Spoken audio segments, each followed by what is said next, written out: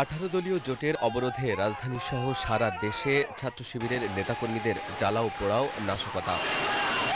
মিছিল নিয়ে রাস্তায় নেমে আসে, ভাঙচুর চালায় যানবাহনে। একটি যাত্রীবাহী বাসে আগুন দেওয়ার চেষ্টা করে তারা। এ সময় পথচারীরা একজনকে ধরে পুলিশে দেয়। এদিকে দুপুরে রাজধানীর উত্তর বাড্ডায় কাদের মোল্লার পূর্ণাঙ্গ রায় প্রকাশের প্রতিবাদে জামায়াত শিবির কর্মীরা বিক্ষোভ তারা বেশ কয়েকটি ককটেলও ফাটায়।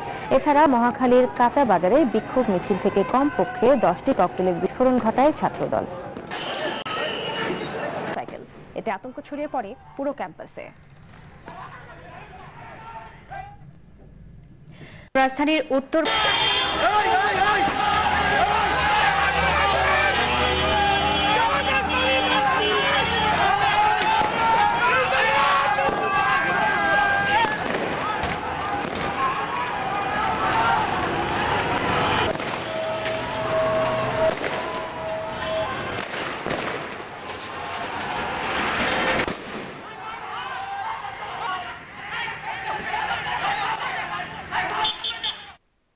6 দিনের